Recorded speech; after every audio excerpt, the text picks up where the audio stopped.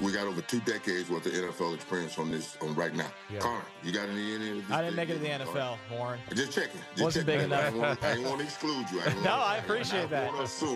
I did not want to assume. Yo, what's up? It's Chris Simms. It's Chris Simms Unbuttoned. Connor Rogers is here. Yeah, it's Wednesdays with Warren. This is going to be an ongoing thing. We are going to have Warren Sapp every Wednesday live at 11 a.m. He'll be on here in about 20 minutes, okay? But what's up? And, for a guy like Sapp, see, I think that was a compliment. I took it as one. I was very happy. He wasn't sure. He's like, wait, and again, we have so many random guys, and I even get this. This is kind of why one of the reasons I want to start putting helmets on the set in my jerseys. Right. Because I do think I have people at times on Instagram where I don't think they realize I played football. Well, because they're probably 14. Exactly. Yes. So and my son and my daughter, like, they've kind of said, like, my son's like, yeah, Dad, you got to kind of flex on these guys a little bit. I don't think some of them know, the younger generation, I'm just associated with TV and podcasts. Right. So I want to do that. But there is so many ex-players in this kind of business now to where, if you're not paying attention to everything, you're like, I don't know. And so he's complimenting your body. That was like him going, which he's got some muscles. Probably he did play football. Top 3 TV moment of my life, considering the status of Warren Sapp and me. Did you play, Connor? No, I didn't make it to the NFL, Warren. Didn't play. That was awesome. I can't wait to see Warren today. Yeah, well, we got some stuff to talk about with him. Yeah, D-line specific. This is the specific. We got that. And one thing I'm going to try to do every week with Sapp is bring up story time a little bit. Right. I'm going to bring up a new thing, whether I was playing with him or things that went on. So we'll have, Sapp stories, story time with Sapp on Warren Wednesdays. And that's what we'll try to continue to do throughout the year. He doesn't have an autobiography out, right? No. It's kind of shocking no one has said, hey, I want to write this for you. Let me spend the next 3 months listening to you. Honestly, I'm going to pitch that to him today. I'm going to see if he'll let me do it. Because he really would have an incredibly interesting story. And that's where I think story time is going to be so fun, because we can go back to his recruiting days. He was a tight end and punter in high school. Which is insanity. Right. And freakish athlete that way. Of course, goes to the U with Ray Lewis and those teams and national champions and trying to play Nebraska when they were in their prime and all that. So that's where he's got an incredible story. He really does. And that's a good question, because I would think he could rake some change in, some dollars in if he wrote an autobiography. Yeah, it's going to be a lot of fun. He's had a crazy football life. So now, like, sprinkling it in throughout this show is going to be, I think so. Is going to be awesome. Good time. Pete wrote in the rundown, Connor, when did your football career end? It didn't end in college either.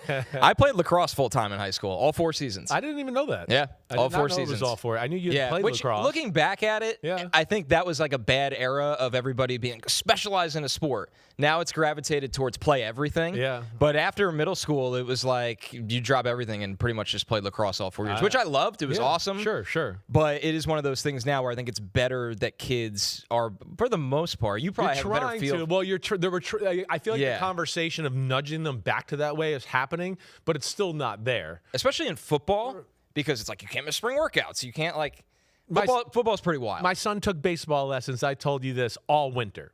All winter. And, of course, it's freezing as, freaking cold out here in the Northeast. So you're not going to a baseball diamond. So I had to take him to this Bobby Valentine Sports Academy place, paying a few $100s for every lesson to have the batting cage and the pitching mound. He does it, and I'm thinking, great, he's going to play baseball and all that the day before tryouts. He's like, I just don't think I can play baseball. I'm going to miss 7-on-7. I'm going to miss the and you know what? As the spring went on, I went, good thing he didn't play. He'd have been mother effing me every day, because he always had some sort of football showcase. We're going to do this. We're going to have a little mini camp. And he would have missed it if he was playing baseball. So this is an ongoing thing that I think college coaches, NFL coaches are trying to beat into the young kids' minds again. Like, we like when you play all the sports, but like you said, your generation kind of went that other way, and it changed it drastically. Yeah, growing up for me, it was like you either play AAU basketball, you play football, and you're always at spring workouts, or you play lacrosse 4 seasons. Even in the Northeast, like, we play indoors in the winter. Yes. So in baseball, especially, like you said, it's tougher in the Northeast because you have to use an indoor facility. So I think it's better that at least the narrative is, hey, kids, do everything. Even if you don't play anything, go run track. in the spring. Yeah, that's right, too. Sure. It'll help you for football. Yeah, hell yeah. It's perfect for that. I agree with you there all the way. The more the merrier, and increase your skills in all sports. It's only going to help you at the sport you want to be great at. So as we said, we should actually have Warren go through guess what sport I played, because he's not going to say lacrosse in the first 10 sports. You got to be careful with him. He's kind of smarter than savvy. you think. He's savvy. He is. Okay. He'll call it out. He's culturally aware. He's very good that way. And I am extremely white, so he might get to lacrosse on the third one. Pretty quick. Maybe I'm very wrong here. You might have grown up in one of those white towns, huh, Connor? I bet you played lacrosse. I could totally see them coming out especially with in upstate New York. Like we said, Warren's going to be joining us. We're going to talk about Todd Monken's interesting reveal about Deshaun Watson that kind of shocked everybody. Bill Belichick's old field goal shenanigans. But before we do any of that, Chris, new offenses in the NFL. Yeah, it's good discussion. This is a really interesting discussion we're kind of having on our text thread right now, because it feels like there's this big group of teams that are always contenders that came up short last year, and they made some kind of significant change in their offensive identity. Yeah. The thing that's really tricky about this is, and you know this because you've been around so many coaches, you played in the NFL, but for people on the outside, you look at it and go, okay, what does it really mean that Joe Brady's now the head coach? Or what does it really mean that the Chiefs went back to Eric Bieniemy? All these things like that. But I thought it was a theme of the offseason how many of these established contenders made a big decision on their offensive staff. Yeah. Offensive conversations have taken over the NFL. They've taken over the owner conversation. Every owner in football thinks, I got to have the quarterback offensive genius guru.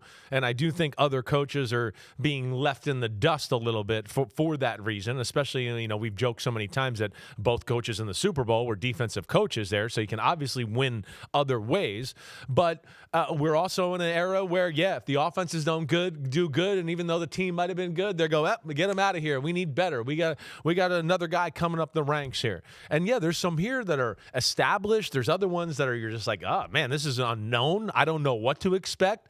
The Kansas City Chiefs specifically with Eric Bieniemy and some of that, right? What's the angle going to be?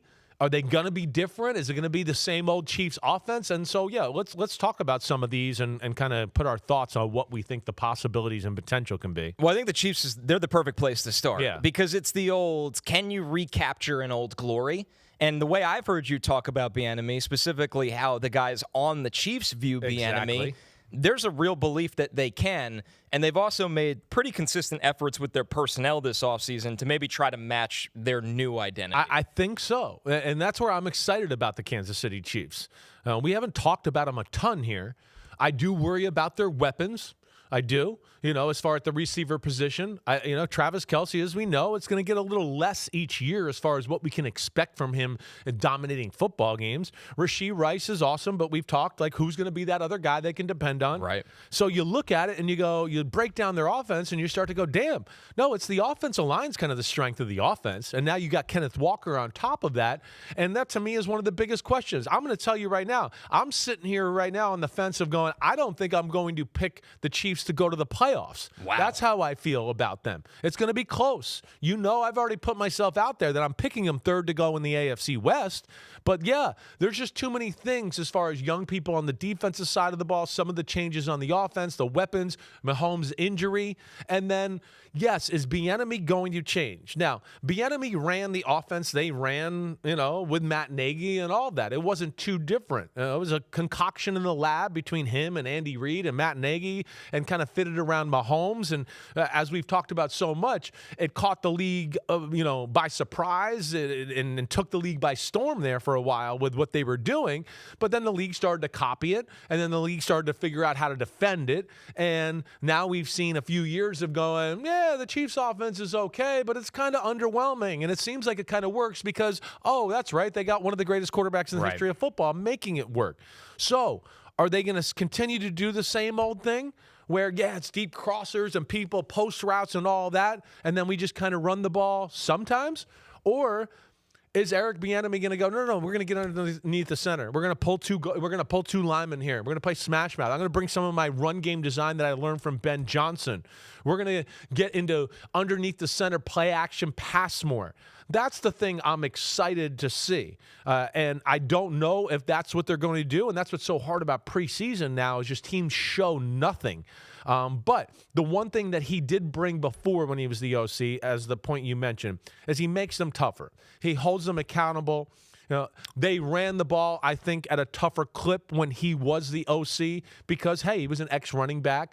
I think he sees the game through that lens a little bit, and I am expecting a little change to their offense philosophically. Here's a little trivia for you that you might get. Yeah. Who was the last? Because signing Kenneth Walker to me is, and paying him big money, is like, this is going to be maybe the identity of our offense. I know. And we need to kind of change what's been, I don't want to say an issue, but maybe it is an issue. Yeah.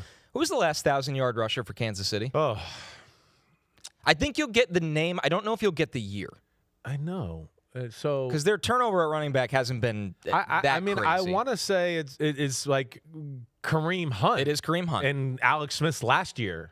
2017, right? That was the year Mahomes sat, right? I think so. Yeah, that was his sit year. Or no. That might have been the year before he even got there, I believe, right? Because Mahomes was a rookie in 18. 19 was his first year playing. Oh, no, you're right. 17. You're right. He sat in 17. Sat in 17. Yep. Yep. So it's kind of funny that Mahomes has not had a 1,000-yard rusher. Well, essentially, it is funny. We were having a little discussion last night on our text chain because I thought one of the interesting things we've seen on social media lately, and especially pertaining to a team that's been a dynasty, the fact that Mahomes has been to 3 Super Bowls, won 2 of them without a 1,000-yard receiver, without a 1,000-yard runner.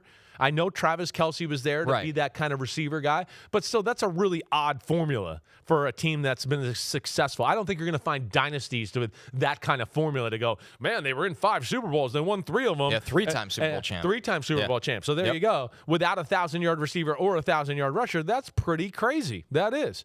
And I think, again, that speaks to Mahomes' greatness. I think it also speaks to something we talk about all the time. You got to find places on your roster where you can kind of trim the fat and go, to make our team best in totality, we might have to cheat in these areas because we got a guy that's so great here, he can make that area look better. I always use this example with like Shanahan on the offensive line. I always feel like the 49ers, they've taken the approach of, hey, we're spending money everywhere. Kyle always knows how to block people and design the game run. Maybe we won't have all these high, big price offensive linemen. We'll make up for it there and save some money. And you have to make those type of decisions, and I think that's what they did in transitioning from Tyreek Hill to a defensive team and then going, Mahomes will make the offense happen when he has to in the big moments, right? It also feels like they did that in a way around Chris Jones. Like they gave Chris Jones an enormous amount of money, but they've missed on some picks or had some underwhelming picks. Yes. Yeah, they like Karlaftis, of course. Yes, right. But they haven't exactly gone out and been like, here's a $30 million edge rusher and another $20 million defensive tackle. That's an area where they kind of cheated the roster. You have to. It's the constraints of the salary cap. They drafted really well there for a while. Right. They drafted McDuffie. They drafted L'Jarius Sneed. They drafted Brian Cook. They drafted Nick Bolton. Right. So you look at it and you go, they were killing it there for a while.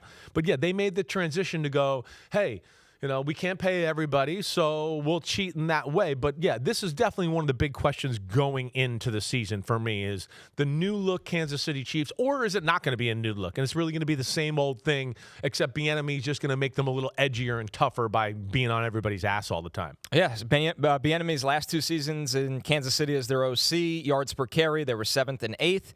They fell to 13th, 29th, and 20th in yards per carry in the 3 seasons under Matt Nagy. It's a pretty jarring number. That's the kind of context rush I was efficiency. looking for. You know me, I don't look at stats, but I even said to Pete before this, it felt like they were a better offense and ran the ball better with better efficiency when the enemy was there as compared to what we've seen here the last few years. All right, a team that's, of course, always right on the door, knocking on the door of a Super Bowl but can't get over the hump, the Bills. Yeah. This was the one that I don't know if it was shocking, but it was at least surprising with all the success Sean McDermott had. And if you forget, like the Bills were in a really bad place for a really long time before Sean McDermott. Yes. And I don't think he gets enough credit because understandably they have Josh Allen and he deserves a lot of credit too for getting them into a place where they're a consistent winner. But they went through, and we'll get to the Ravens who were in the same exact bucket, have we completely plateaued now for years where we can't get over the hump? But interestingly enough, Chris, they didn't go outside the box with their coaching hire. They made sure to retain Joe Brady by promoting him to head coach. So theoretically, the offense should be exactly what it was. Yes. Which usually isn't the problem. Well, yeah, no. I don't really know how to read that. I think this is another really interesting case study. I've said to you a bunch of times on here and just going, I don't know if you get new energy coach bump with somebody that's been in the system already. Sure. You see him every day already. He's going to do the same things there that way. I do get scared that they hired him because Josh Allen liked him and they're buddies. Right. And that's definitely a concern there. I do get concerned with a head coach and first-time head coach like this to go, wait, is he going to still be able to be the same offensive coordinator he was now that he's a head coach? Right. Because as we hear all the time from coaches, once you become the head coach, yeah, you want to be in there in the lab coming up with plays and all that, but there's always the GM comes in, hey, we might sign these guys. What do you think? You want to look at that tape real quick? Which one do you like better? Hey, we got this contract problem. Hey, do you want to come in here and talk about, we're going to have a meeting about his contract. We'd like to hear your 2 cents about it. How about 2 hours extra of media today? So then you're sitting there going, damn, I was on third downs. I was making a third down game plan, and I can't get around to it. So that's what I do worry about there. And, yeah, you know my thoughts. I never thought they should have fired Sean McDermott. I'm a big fan of his. I like Joe Brady and what he does. But, yeah, I guess I wonder if the offense falls off. The defense, I know they got a good defensive mind over there in Jim Leonard. But again, there's just the unknowns there. I don't think the offense is going to change anyway. I think it's going to be the same thing. It probably shouldn't. No, right? it's been what effective. we talk about with the Bills. It's good. It's been damn good. And now they got a weapon in DJ Moore. That's something we've been clamoring about for a while. Hopefully we can limit Josh Allen and crazy play that he did in Denver before the half that ultimately really lost them the football game. They, in the preseason, I thought, game planned a little. I said this to you after preseason game 1. Not like they win in like a game, but they had a few plays where they're like, you usually don't do this in the preseason. We're going to do it to kind of orchestrate and jumpstart our offense and our feel goods and all of that. To DJ Moore. Their new piece. Exactly right. Yeah. So they did some of that, and I think that gets everybody in a positive frame of mind. But, yeah, the Bills here and what they're doing, I'm very interested to see how this plays out. The Baltimore Ravens, a lot of change in Baltimore after a disappointing season. John Harbaugh had been there forever. They hire a guy that we love in Jesse Minter. Yep. And that's the defensive side of the ball.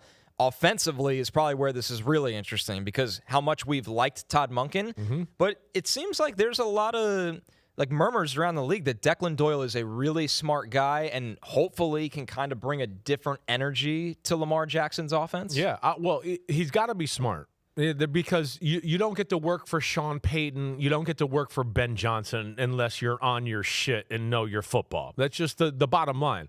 So he's going, and then we've kept hearing things about their detail, his attention to detail. So not surprised by any of it. Now, I like Todd Monken's offense.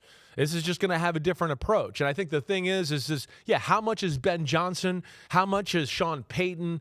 What is it there? And then I think the other aspect of this is just that, how comfortable can Lamar Jackson get here with all the things that a Declan Doyle might want to do? Because, again, I know coming from a guy like Sean Payton and Ben Johnson, and I joked around this with Caleb Williams, were you shocked the first time you got to Ben Johnson? You were like, wait, that's all one play? You gave me a play, a check, and a possible audible, and we're going to do all this just to get 5 yards? Right? It's kind of a culture shock thing. Yeah. And I would imagine that's a little bit being thrown on Lamar Jackson right now to where he's like, whoa, there's a lot. Or they're not able to do it all in totality yet just because, hey, everybody's coming along and we haven't played in real games and all of that. But another one that this is a team that, yes, has the talent in the Super Bowl window. Lamar Jackson, as we know, has played some phenomenal football here the last 3 or 4 years. But there is going to be an adjustment. And I wonder, to me, this is a scenario I go, how are they going to look week 1? I know they're good. I know it's Lamar, but would I be shocked that they kind of have the training wheels on and they haven't got a lot of experience in this offense, that they don't look overwhelmingly good early on in the season? Yeah, that would not shock me there before. The Ravens, not only big changes on the offensive staff, but the interior of their offensive line is going to be kind of entirely new because John Simpson has started there before. Yes. Then he went to the Jets, had a couple decent seasons with the Jets. He goes back to the Ravens. Ethan Posick now at center. Danny Pinner tore his patellar tendon in camp. That was brutal for them this year. And then Venga Ioane is by nature going to be an upgrade over Daniel Falele, Totally. who has Totally. really had his struggles Yeah, there. exactly right. And you know, we like Ioane a lot, and of course he's made for the NFL and the Baltimore Ravens with their attitude there. But yeah, Doyle. What I think the big thing there is, I want to see, is it more Sean Payton or is it more Ben Johnson? We're talking about two guys here, Bieniemy and him, who, yeah, I love that they were with Ben Johnson, but they were only with him for a year. Sure. And Ben Johnson right now is the only guy in football that I think is messing with Shanahan for like top creative offensive mind you'll see in the sport. And so how much can they take from him in that year? I know they're going to take some, but again, it's not a great, vast of experience being underneath him to know everything about the guy. The next one to me is the most interesting. It's the Philadelphia Eagles, because the last couple, okay, we've seen Eric Bieniemy with the Chiefs. We've seen Joe Brady with the Bills. The Ravens, it's interesting, but the personnel, obviously, we still have a lot of confidence in no matter what Declan Doyle is. The Eagles, the offensive coordinator job with the Eagles is maybe the most scrutinized offensive assistant position in the NFL. Yeah. They go from Kevin Patullo, who was just constantly under fire by the fan base, to Sean Mannion, a guy that's been coaching in the NFL for 2 years, I think. Right. And it sounds like, and by all the moves they've made, this is going to look different. First-time play caller, but what they're going to ask Jalen Hurts to do is going to be different from what we're used to seeing with Philadelphia. This is one of those, Chris, where if it totally blows up in their face, I'd be like, yeah, I'm not shocked. If they reinvigorate an offense that needs it and they're a top 8 in most metrics again, I'd be like, wow, yeah, they took the chance and it worked. Yes. I have no idea how this is going to turn out. No idea either. I know it's been a little up and down throughout training camp for Jalen Hurts. He sounds like he's trying to make the proper adjustments, so that's positive. To some of the people online who are still getting on me about my Jalen Hurts, like, screw you, I was right about everything. So I don't know what you want to do. You're an idiot. You're not paying attention if that's you want to comment on me like that, because I still get that crap. But regardless, this to me is like the biggest unknown of all of them. I mean, Mannion hasn't been coaching that long. He certainly hasn't been a part of play calling to this point. No. So this is brand new to him. And again, we're talking about a job that if all things were equal, everybody would be like, I'm going to knock down the door to be the Eagles OC, but nobody wanted to do it because of all the horror stories before that. It wasn't all Kevin Patullo, as we know. Again, if you think that's it, then you're not an educated fan. You're just lying to yourself, and who knows what else you're lying to yourself about? Because that is not that was not the main issue, as we know. The passing offense with Kellen Moore the year before sucked. It was worse. It sucked the year they won the Super Bowl. Worst passing offense ever to win a Super Bowl. 27th in football. So, yes, it's not only about Sean Mannion and his inexperience. It's about, wait, Saquon looked like he lost a step last year. So, what's that going to be? Okay. Hurts, as we know, is not taken to coaching all the time, but it sounds like he's doing that. So that's positive. And then within that, how much offense, how creative are they going to be? That's what I want to see. Everybody that's gone there so far, I'd go, well, they're not really running their offense. They're running what the Eagles have told them Jalen Hurts is comfortable with, and that's what they do. I mean, Kellen Moore didn't want to be in the spread and set hut and run, read option like 25 times a game. Look what he did with Tyler Shough Exactly. He didn't do any of that. He never did any of that anywhere. Right. So that's what people don't understand. So, yeah, this is, to me, the talent's there. We know Hurts is a good player for sure. They got receivers, but Mannion's an unknown, and he's going to be thrown into the fire in a big way. And then, of course, Jalen Hurts' adjustments off that are going to be, the big keys to this success. And acclimating new personnel at the same exact time. Yeah. We love Devontae Smith, and he's a solid player, but there's a lot of questions after him. Mekhi Lemon dealt with soft tissue injuries in summer. Sounds like they didn't get anything out of Eli Stowers, their second-round pick tight end this summer. Nope, it doesn't sound like it. We like Dontavian Wicks, but he's a new piece getting acclimated into this offense and with this quarterback. So there's just so many variables with this Eagles offense. The Lions, this was one that was kind of an unfortunate disaster last year. They go with John Morton. They pull the plug on that, what felt like so quickly, understandably, where Dan Campbell has to get involved. They bring in a guy in Drew Petzing who was criticized a lot in Arizona, but it also seems like a situation where you can't figure out, was it the quarterback sinking him? Was it his ideas? Was it a little bit of both? So the fact that Dan Campbell hired him is a pretty positive sign for Drew Petzing's future, and he has a lot of pieces to work with on this Lions offense. Well, I think it's a formula that I think Dan Campbell wants. Petzing wants to run the ball. That's what I like about Petzing. Now, I think you said it right. The big question is it's kind of unknown just because, yes, there was more than him problems in Arizona. Right. They can talk about the quarterback. The talent wasn't that great, the offensive line. But I do think he is a creative run game coach. He got there into Arizona that first year. And what was that, 2023? I think so. They were one of the league leaders in running the football with James Conner and company. They ran the ball really well. So I think that's where Dan Campbell looks at that and looks at last year and go, yeah, they had a lot of stats last year, but like we talked a lot during the season. You know, the year before that with Ben Johnson, we felt like they could do whatever they want. And it all started with the running game. So they would gash you in the running game and then would open up all these big plays in the play-action pass game. And I think that's what Dan Campbell wants to get back to. Last year, yeah, they ran the ball well, but it felt like in big games they couldn't run the ball like they could in years before. And in big games the years before with Ben Johnson and stuff, you just felt like, yeah, they could do whatever they want every game. It doesn't matter. Last year it felt like, oh, yeah, against the poor teams, we'll run on them. Right. But, oh, no, we're playing Minnesota or some of these other teams that know how to play us, and all of a sudden we don't have a creative way to run the ball, and we're not as good at coaching it anymore. And I think that's why they made the change. And that's where I think Petzing can come in. I think it's going to be a good fit here. This is one that I'm pretty bullish about with that running style, and then his ability to throw play-action pass off of it, I think are going to fit Jared Goff and the Lions just fine and dandy. Good callback to that 2023 season, which was Petzing's first as OC. The Cardinals weren't very good that year, but James Conner in 13 games had over 1,000 yards. He averaged 5 yards a carry. And keep in mind, Arizona that year, Josh Dobbs started 8 games. Clayton Tune started a game. That's what I remember thinking about the year, going, man, I kind of like this. And I know we did some pods, and I know Ahmed was doing it a little bit, but I was kind of going, yeah, I kind of like this offense and what they do. And I think that's what Dan Campbell sees, so we'll see where it goes from here. All right, we're going to take our first break because I think the big man is here, and we're excited to bring back Warren Sapp. So right after the original 9-9. It'll be a Wednesday with Warren. Stick around.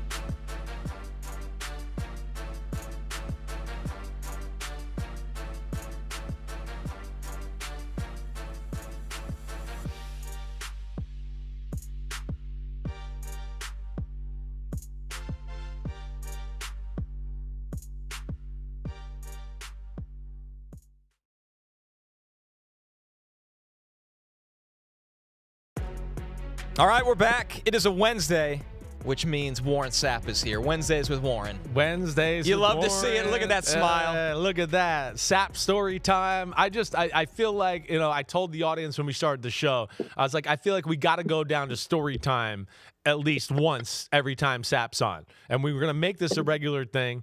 The first thing I just want to tell people, Sapp was one of the few players that was Jordan in the NFL. So he always had all the gear. I mean, all the gear. He had Jordan cleats, and one of the greatest mementos he gave me, after his last game in Tampa, he gave me his high top, patent leather, black Jordan cleats that said 99 on them and said QB killer. Oh, that's sick. Right?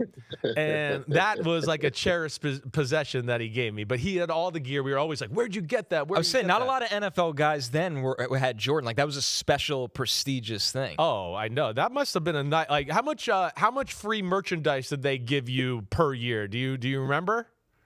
Oh, stupid. I had to build a closet for it, Chris. I had to build an actual closet for the boxes that came. Oh, my goodness. All of us did. All of us had to build a closet. We did. I mean, the boxes just kept coming. I mean, Jordan was very generous in the shoes and gear that he provided. He really was. And then when we got to the cleats, it was stupid. As you see now. Yeah. As you see now, they've gotten even better with them now. They got them everywhere now. They got every style. Back at that time, it was you and who else might have been a Jordan guy? Was Randy Moss? Or was it just you two guys? It was me and Moss, Derek Jeter, Roy Jones Jr., and the saxophonist Michael Thomas and Eddie Jones was the original 6. Wow. Yeah. No, Sapp always had matching socks with a pair of sneakers that we had never seen, with a pair of shorts that you were like, where did you get that? I mean, he was always decked out, right? And for me, who was prime Jordan era and you know, an 80s baby, yeah, I was like, oh my gosh, it was crazy. Especially you. Yeah. Mr. Demanding Texas switch to Nike. Yeah, exactly. You get there. I only go to Nike schools. That was one of my things there when I was getting recruited, Warren. But you don't remember when Adidas sent me the shoes from Miami, New thinking I cut them up and put them I did not. Man. I'm mad. I'm like, I don't get to wear Nike anymore. You got to be kidding me. You know how it is. Yeah, I do. All right, so here's the story I want to go with first. Just because this is, I feel like, I knew you at Miami, and then you getting drafted. But my first vision of you on an NFL field, where I was like, man, this guy is awesome, was when you used to go face-to-face with Brett Favre. You and Brett Favre talking crap. He was the first quarterback I ever saw that I was like, he's openly talking shit to the defensive tackle? Right. What's going on? So I would love to hear from you how that started and some of the things he used to say to you or you might say to him back in those days. It started in a divisional playoff game in '98. Yeah. We were up there, and, we were upstart Bucks, me and Pep and Cheedy, and I think Marcus was my right hand at the time. Reagan. Reagan was my right hand at the time. We went up there, and, we facing the 3-time MVP in his house, a divisional playoff game, and we're right there with him. I mean, it started early because some kind of way we were on top of each other because the special teams had a little skirmish. And he's looking at me, and I look back at him, I'm like, can I help you? And he's like, you ain't no 276. I'm like, what? He was talking about the program. When I checked in for the beginning of the year, I was 276. But at this point, I was 307 when I weighed in that Friday before we left.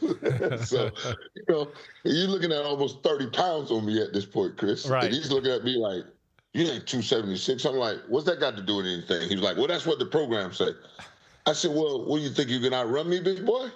You're going to get a prime opportunity this game because I'm on you all day. And 3 plays later, I sat across from him and the ball's out and he's underneath me and I'm holding him down because Pep, I'm like, get the ball, Pep. And then he gets up and he's pushing and touching me. I'm like, get your hands off me, playboy. Get your hands off me.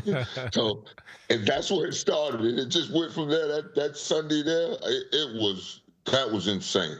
That I can remember it, like it was yesterday. I really can. And so, did it ever get nasty? Did he ever swear? No. So it was always just good gamesmanship and him kind of laughing and joking.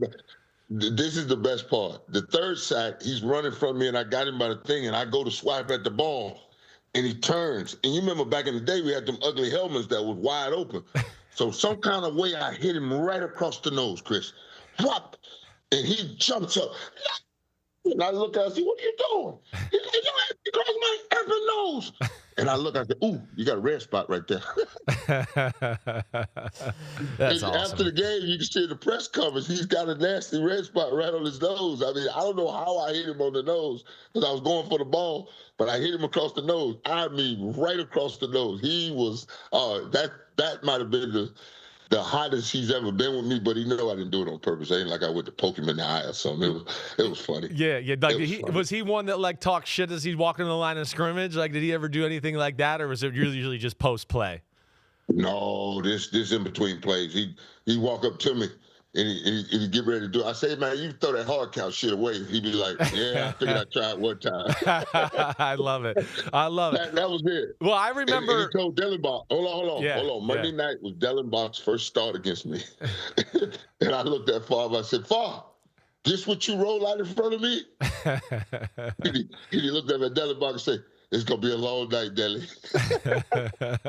Well, I remember like my rookie year, 2003, we played Green Bay. They came down there, and it was a good, close defensive football game in Tampa. And it was my first experience of like being on a field going, man, like the quarterback and defensive tackle like each other, right? I felt like every other play, you guys were having a laugh and a conversation and going about it. And I just that was new to me, you know, because I certainly wasn't like that in college or anything. And to see that camaraderie there was pretty crazy. Yeah.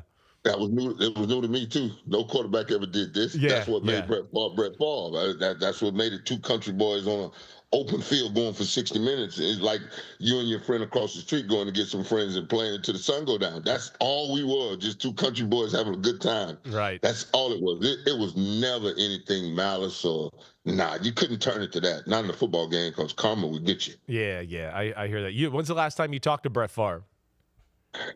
About a month ago. Yeah. All right. Yeah, he hit me and asked me for somebody's phone number, and I told him, why the hell don't you just come to the hall and you can see him? Yeah, right. Seriously, we don't see him at the hall very much. You're right. That's crazy. I know. All right, so let's talk about some real football here. Aaron Donald coming back, all right, out of retirement for the Rams. I know. You're the perfect person to ask, but, one, I think the first thing is, I don't know if you saw, Sean McVay, even yesterday, said he hasn't played 11-on-11 football. Do you think he's going to be able to play next week? And what do you expect there? Or do you think he's going to kind of sit this one out? Listen. Me and you are in the perfect position for this. We're here to watch, turn the tape on, and analyze what we're looking at. I have no idea what he looks like up against his teammates. Right. And because the one thing I do know, Chris, and I know you believe in this too, the only thing that's going to prepare you for NFL football is NFL talent. Yeah, right. You got to go out there and do it. This ain't something we win on paper. You know what I'm saying? Because Von Miller and Dallas don't make Dallas the favorites in the East to me. You know what I'm saying? And Aaron Donald coming back don't make the Rams talking about an undefeated season. Come on, stop. I know what it's like to come back as a 34-year-old after a rotator cuff. I have no clue what it's like to come back after 2.5 years at 35. Right. But we're finna find out. Yeah, I wanted to ask you, Warren, but it seems like it's just a total mystery. If you missed 2 years by choice, not by injury, because it seems like he's kept himself in shape. Now, football shape is different. Yeah. How long would it take you to get back into football shape? Not in your own personal gym just lifting weights, but actually feeling like you can go give 15 snaps. I love the personal workout. I love the 21 days of prime, the 99 days, 50 days in the gym. None of that is football. You got to go put that uniform on, that cage and those shoulder pads, and we got to go bumping. Yeah. You got to go bumping, baby. And last time I checked, you get the double team. So let's go bumping. So let's go see what it is, because that's the one thing I know. You need those inner team practices. You need preseason. You need to go out there and ride the bike. Right. I have no doubt that he can control the A gap, B gap in certain situations. But we're talking about a constant,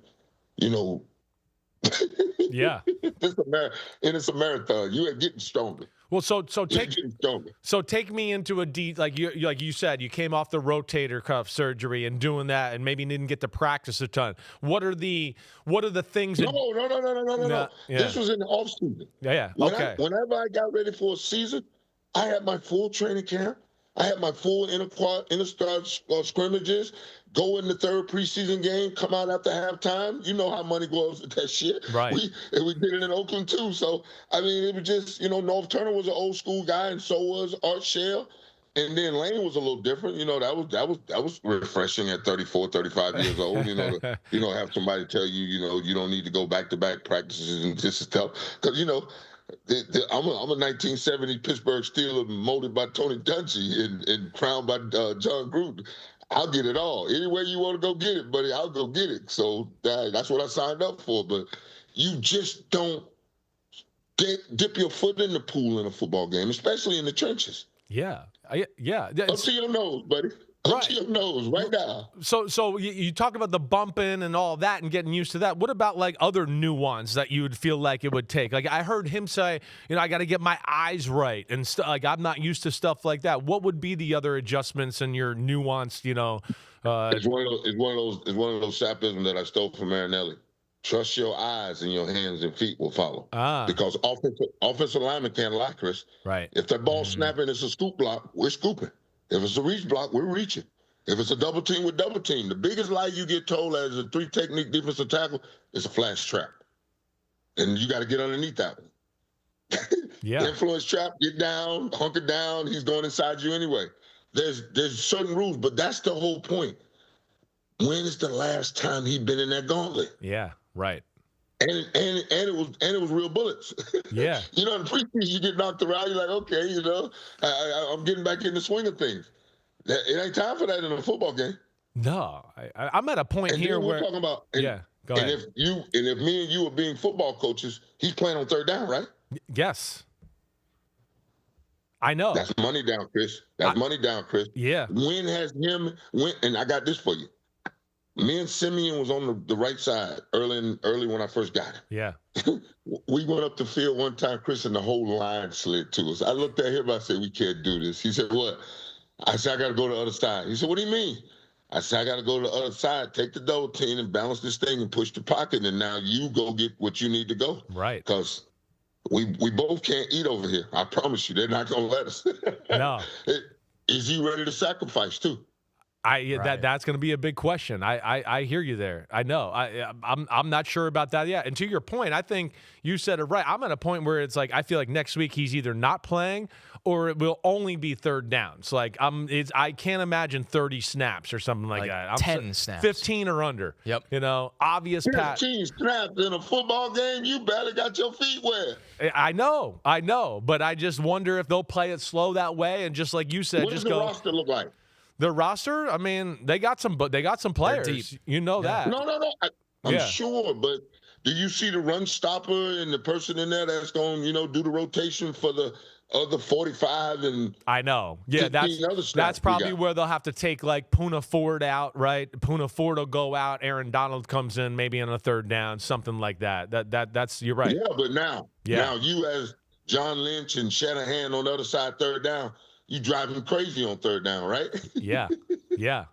I know. That's another thing that's a big part of the game. We talked about this a little, the unknown of how the Rams are going to play defense now with 2 new corners and Aaron Donald there.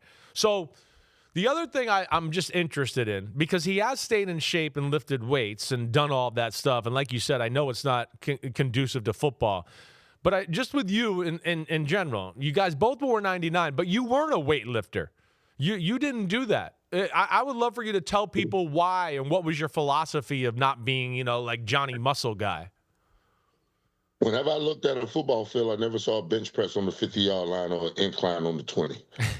Now, would I go see the weight room coach and do the 6 or 8 reps for the maintenance? All the time, every time. Yeah. Not a problem. Right. I have no interest in this Tony Atlas body. Did that body do Fat Boy good? And I like it. I like the way it moves. I like the way it looks. And I had no interest in the muscles. I mean, Yeah.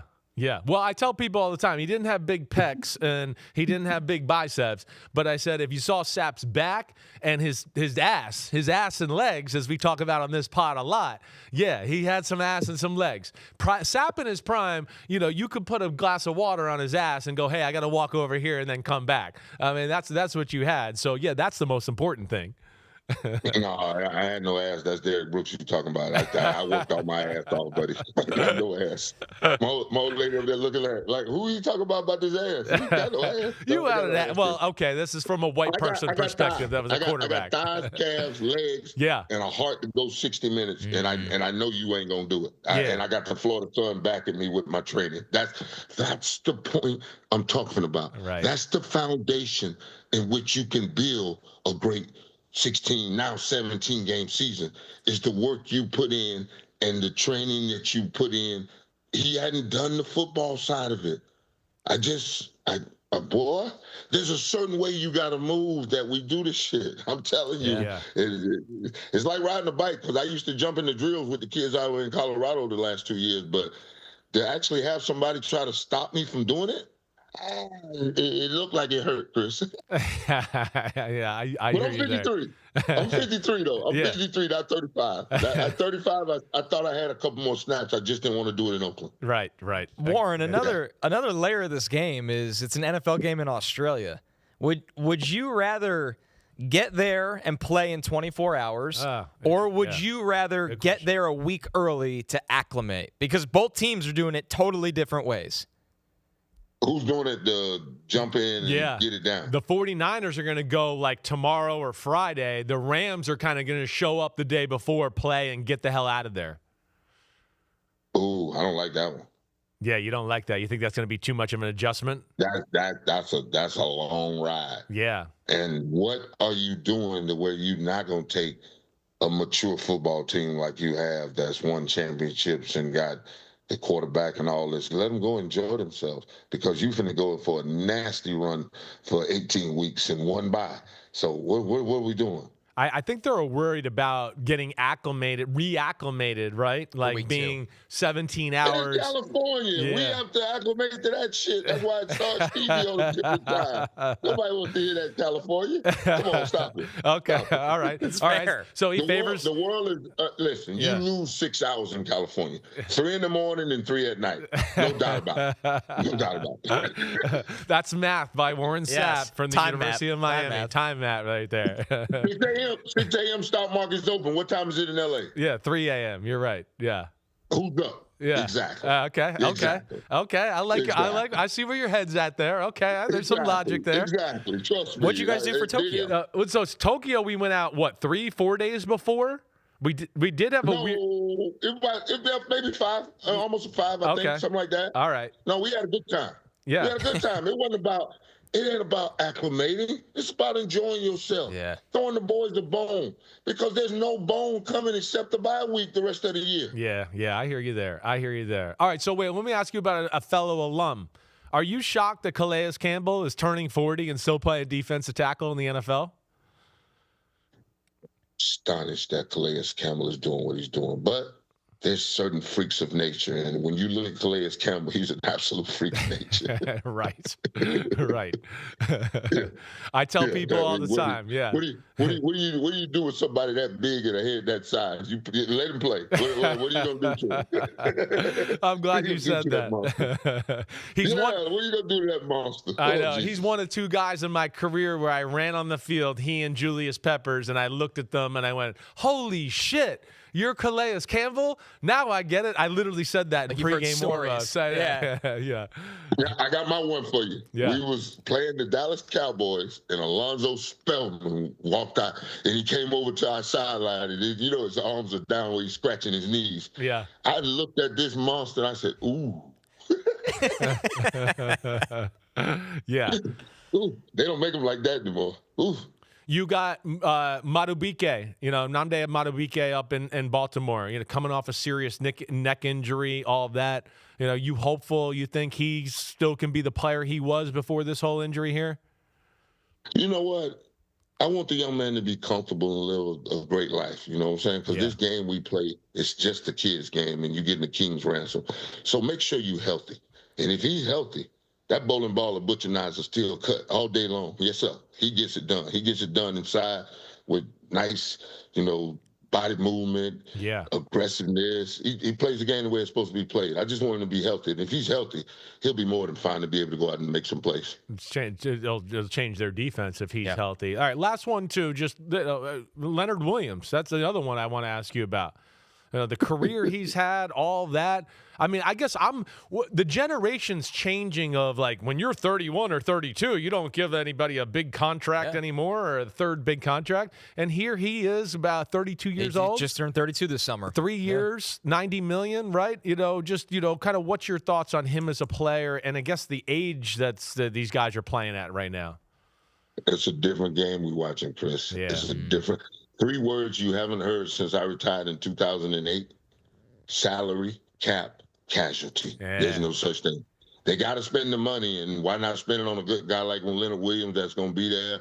The best ability is your availability, and he's going to be there every week for you and plug it up and do some good things for you. He ain't going to do nothing spectacular, but that's the going rate. I mean, we're paying Vita Vega $30 million for what?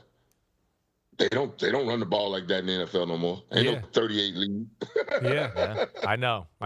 It is interesting. Vita Vea was definitely a controversial subject that we talked about a lot here on this one too. I don't know if I think he's worth $30 million a year at this point of his career. He's still good, but I don't know if I thought he was worth that. Right, and I'm guessing you didn't either. Worth that, Chris. Yeah. We know that. Yeah. I told Jason Light, make him work for his money. Make him go put up a 10-sack season, and then we'll pay you like Simmons got paid. Yeah, right.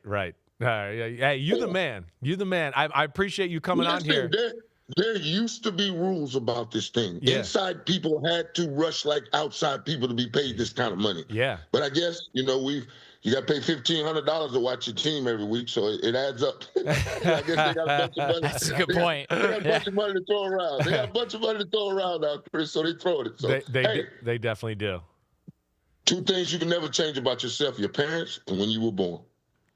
Yeah, that's right. Hey, look at words of wisdom, Sapp story time. I like the words of wisdom. Dude, thanks for coming on. I mean, just lock it in next Wednesday. All right, we're gonna have a new graphic on social media. Listen. Yeah. Give me some good funky stuff up here. Let's get down, baby. Let's find us a sponsor. Let's get down. Let's have fun. You know it. We're gonna get down. And call Jordan. Feel free to call Air Jordan if you want and tell him to sponsor the segment. I have no problem with that. Go ahead. I'll wear the cleats on the show. You know what? I'm either going fishing or golfing up here with him in the next couple of weeks. So I'll throw it at him and see if we can put the jump man up on this thing and have a good time with it, because it ain't nothing but a bunch of fun with 2 old teammates and 2 badasses. Damn, that would be amazing. That's awesome. Thanks, man. You the man. We'll talk. And Connor with us. Thanks, and Connor with us. Warren, We're good gonna turn seeing you into one. You got to get a little indoctrination, but we're gonna get you, baby. Yeah, we'll get there. I promise. You get him right. You get him right. I know you will. Good seeing you, dude. Warren. We'll talk to you next week. It's I think this is going to be one of my favorite segments. Already of is the year. awesome. Yeah, it already is awesome. I always talk about it, just how guys can be so misunderstood. And Sapp was one of those first guys where didn't know what to expect when I first met him. And this is probably another story we should tell at some point. The first time I met him, I'll let him revisit that story. So that's the next time. Wednesday That's story. the next one. But what you just realized right away was how obsessed he was with football. Right? Him. Randy Moss is another one. You hear all these stories and you see the stuff on media and you're like, I don't know, is he a renegade? Is he crazy? Right. And then I got around him and I was like, oh, shit, this is one of the smartest football guys I've ever seen. He's obsessed, and that's Sapp, and he's paying attention to the league. So we'll have a lot of good conversations here with Warren on Wednesday. That's what I've loved, is you get the throwback story, and then how on top of every single topic he is, like in the weeds He's a on it sports right junkie. away. He's So a sports junkie. Wednesdays with Warren, another one in the books. We got one more break when we're back. Someone has unearthed an old Bill Belichick shenanigan. Wait until you see this right after our break.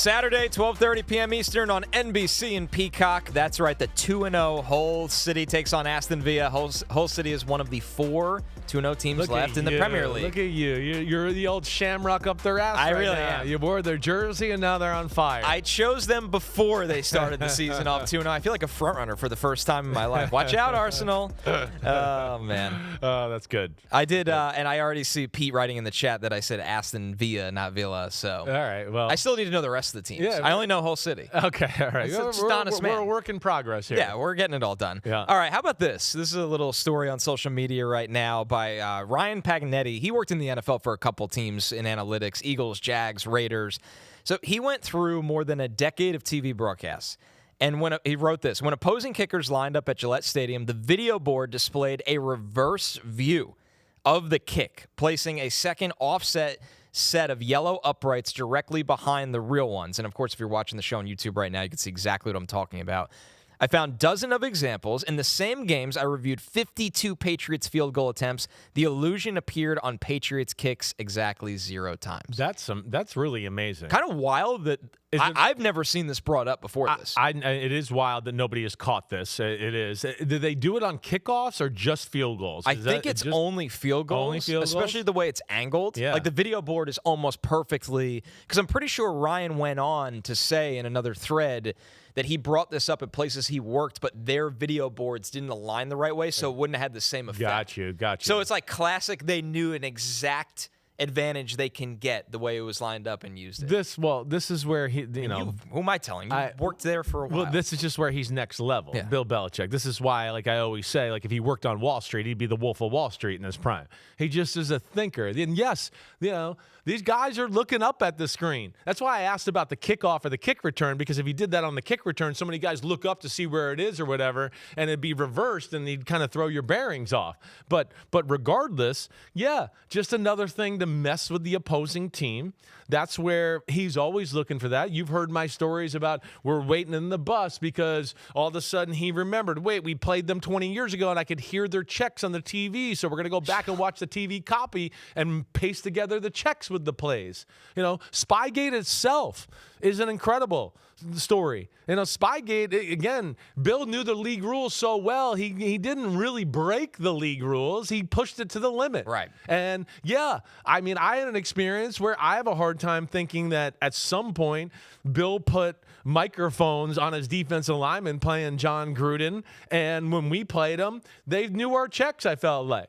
We were making calls, and they were doing the exact opposite. I was going, wait, here this comes, and we'd make a call, and just as I was saying, said, they do the exact opposite. So he's a next-level thinker in all things. It's all about maximization and, getting the most out of your day. Put video boards behind the team during walkthroughs so we don't have to waste time showing everybody the card. Just get up there. There's on the board. Boom. Go ahead.